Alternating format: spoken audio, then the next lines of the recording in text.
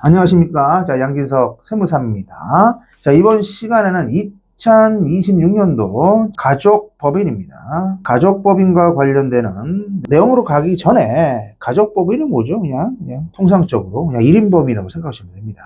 자, 자녀법인이라고도 하죠. 자, 외부 사람은 들어가지 않은 통상적인 법인이 우리가 가족법이라는 용어를 많이 쓰고 있습니다.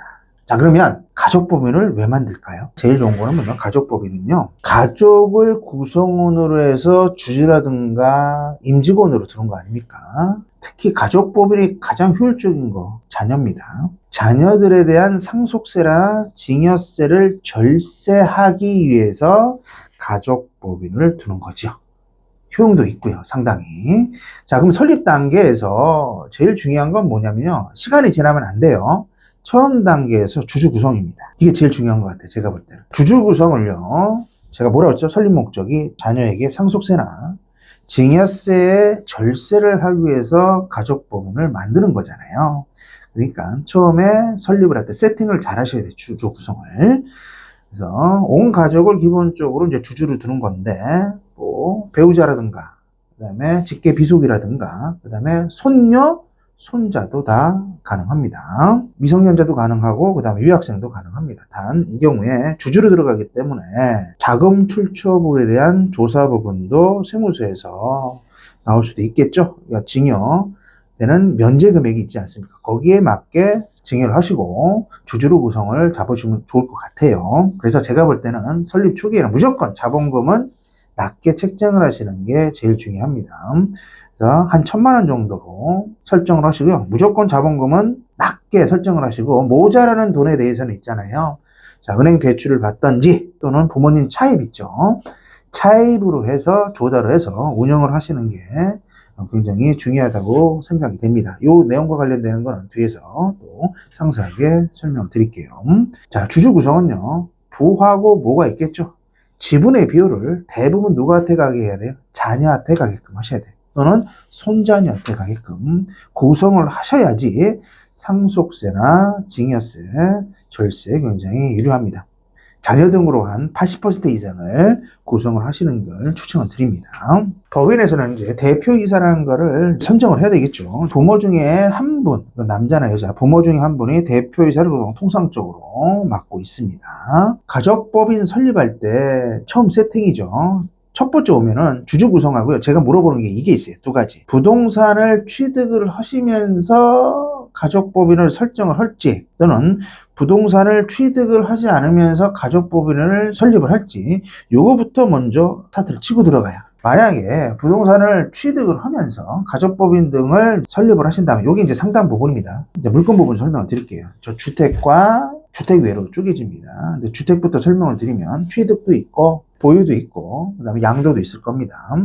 법인이 이제 주택을 취득을 했을 때는 기본적으로 중과세를 받습니다. 12.4에서 13.4만큼 취득세를 중과를 받고요. 보유와 관련되는 거는 뭐 재산세라든가 종합부동산세가 있는데요. 종부세 부분만 보면 개인하고 틀려서 기본공제가 없습니다. 뭐 12억이라든가 9억 공제를 안 시켜줘요. 두 번째는 세율을 곱해서 종부세를 내죠. 세율이 개인보다는 높습니다. 자, 세 번째는 이제 팔 때죠. 법인 주택 등을 양도할 때는 이제 법이니까 장부를 할 거 아닙니까? 양도 차익이 뜹니다. 그 부분에 대해서 법인세라는 걸 한번 내주고요.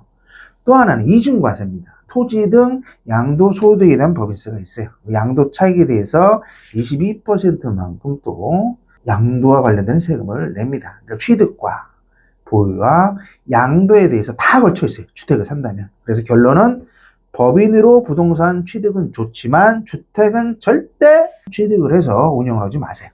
그러면 선택의 포지션이 이제 주택 외만 있겠죠. 보통 이제 꼬마 빌딩 등이 될 겁니다. 상가라든가 취득을 하면서. 여기서 이제 취득세와 관련이 돼서 좀 주의사항이 뭐냐면, 통상적으로 개인이 꼬마 빌딩이 됐던 상가 등을 구입할 때, 오피스텔을 구입할 때 4.6만큼만 취득세 부담이 있는데요. 자, 법인과 관련이 돼서는요, 기본적으로 4.6이란 거를 적용을 하지 않고 중과를 적용되는 경우가 많습니다. 4.6이 아니고 이제 9.4로 가버려요.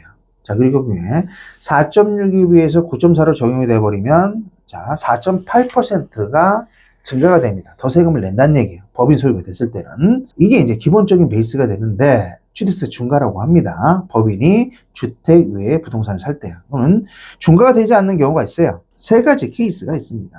과밀억제 구역 밖에 본점을 두고, 그 다음에 과밀억제 구역 안에 꼬마 빌딩 등을 사는데 임대 목적으로만 사셔야 돼요. 내가 거기서 직영을 한다거나 그래버리면 똑같이 중과가 돼버립니다. 두 번째는 과밀억제 구역 내 본점을 뒀어요. 본점을 두긴 뒀지만 5년이 지나서 꼬마 빌딩 등을 구입을 했다고 한다면 똑같이 4.6만 적용됩니다. 세 번째 케이스는 과밀억제 구역 내에 본점이 있지만 밖에 상업용 건물이나 꼬마 빌딩 등을 구입을 했을 때는 4.6%만 적용이 됩니다. 그래서 제가 설명드린 법인이 주택 외에 부동산을 구입을 했을 때 중과가 안 되는 경우는 9.4잔에 안 되는 경우는 세 가지가 있다. 이건 실무상으로 굉장히 중요합니다.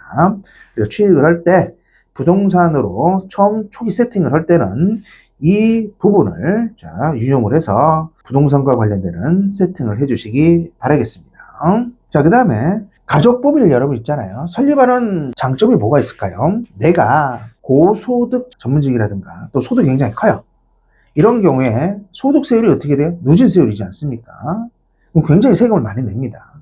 많이 내는 것뿐만 아니라 소득이 커져버리니까 동반 상승하는 게 뭐가 돼? 건강보험이 있을 겁니다. 그 건강보험까지 많이 내기 때문에 되도록이면 소득을 분산을 해야 됩니다. 그렇기 때문에 꼬마 빌딩이나 수익용 부동산을 살 때는 대부분이 법인 명의로 가는 경우가 많습니다. 두 번째는 제가 가족법인을 드는 이유가 뭐예요? 자녀들에게 상속세나 증여세를 절세하기 위해서 간다고 그랬잖아요. 부의 이전을 통해서 자산 등을 이전하고 싶은 분들이 가족법인을 또 설립을 하는 겁니다.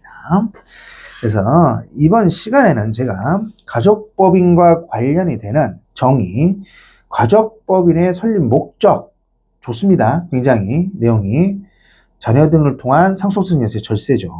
그 다음에 설립을 하되 주주 구성이 초기 단계에서 굉장히 중요합니다. 첫 번째. 그 다음에 주주 등으로 자녀들의 주주 비율을 굉장히 높게 설정을 하시고 자녀뿐만 아니라 손녀, 손자도 가능하고요. 미성년자도 다 가능합니다. 그 다음에 자본금은 설립할 때 무조건 낮게 책정을 해서 설정을 반드시 하셔야 됩니다.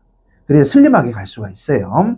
설정이 된 상태에서 이제 업태하고 종목을 설정을 했는데 어떤 목적으로 가족법인을 운영을 할 것인지, 여기 두 가지로 저는 카테고리를 설정한다고 했잖아요. 상담 처음 시작할 때 부동산을 가지고 시작을 할지 부동산 외로 갈지 설정을 해서 처음 초기 세팅을 시작을 하셔야 됩니다. 부동산으로 접근할 때는 그 부동산 물건이 주택인지 주택 외로 부동산을 설정한지에 따라서 또 설명을 좀 드렸고요. 절대 법인 명의로 주택 부분은 취득을 하지 말라고 말씀을 드렸을 겁니다. 왜 취득이 됐던 보유가 됐던 양도가 됐던 전부 다 중과세를 받기 때문에 그렇습니다. 그래서 이번 시간에는 2026년도 가족법인과 관련되는 초기 세팅과 관련되는 내용에 대해서 간략하게 제가 설명을 드렸습니다.